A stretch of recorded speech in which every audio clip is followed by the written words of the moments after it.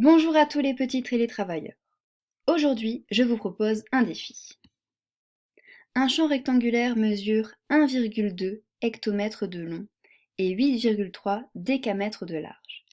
On dispose d'un rouleau de fil barbelé de 1200 mètres. Combien de rangées de fils barbelés pourra-t-on poser autour du champ? Vous avez 20 minutes pour réaliser ce défi. À vous de jouer. N'oubliez pas d'appuyer sur pause. Bien, le fil barbelé fait 1200 mètres. Je veux savoir combien de tours je peux effectuer autour du champ. Avant tout, je dois calculer le contour du champ en mètres, c'est-à-dire de la même unité que le fil barbelé.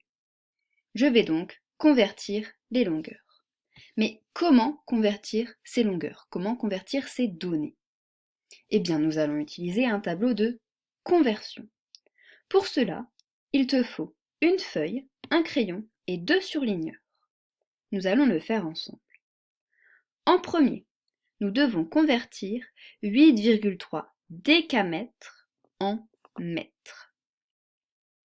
Pour commencer, surligne le chiffre des unités, qui est ici le 8, puis surligne de la même couleur l'unité. L'unité, c'est ici le décamètre.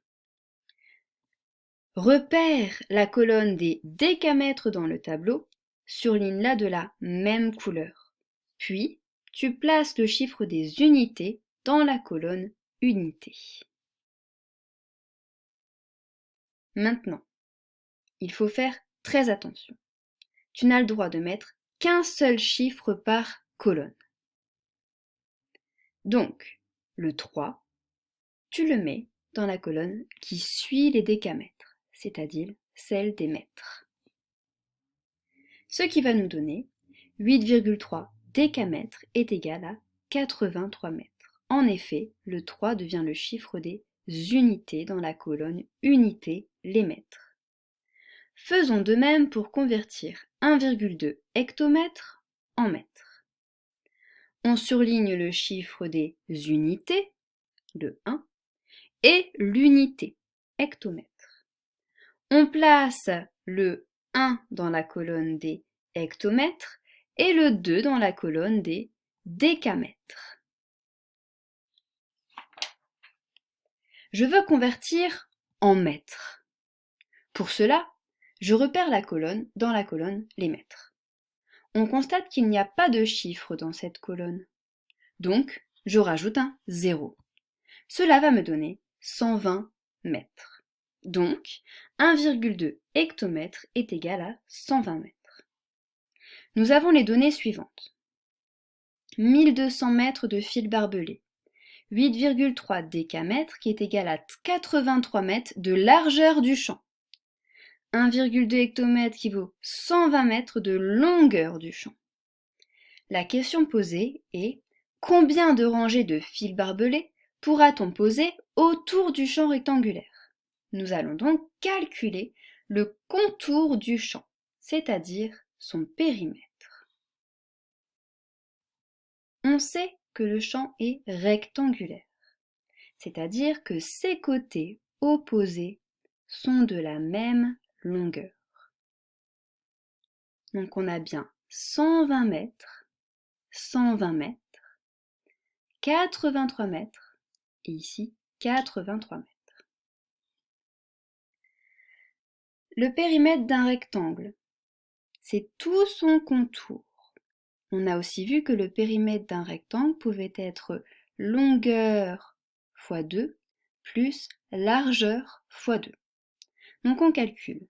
Cela nous fait longueur 120 mètres fois 2 plus largeur 83 mètres fois 2, ce qui nous donne un périmètre de 406 mètres. Très bien. Donc maintenant, nous allons chercher combien de tours de fil barbelé nous pouvons faire. Le périmètre du champ est égal à 406 mètres. Un tour de fil barbelé va nous faire 406 mètres. 2 tours de fil barbelé, c'est 406 mètres plus 406 mètres, ce qui nous fait 406 mètres fois 2. On aura donc 812 mètres. 3 tours du champ fera 406 mètres plus 406 mètres plus 406 mètres, ce qui fait 1218 mètres, ou alors 406 fois 3. On constate qu'avec un tour, on peut faire le tour avec le fil barbelé. 2 tours, c'est possible aussi. En effet, nous avons 1200 mètres de fil barbelé. Par contre, 3 tours, ce n'est pas possible. Nous n'aurons pas assez de fil barbelé. Donc on peut effectuer 2 rangées de fil barbelé autour de ce champ rectangulaire. J'espère que vous avez compris. Bonne journée!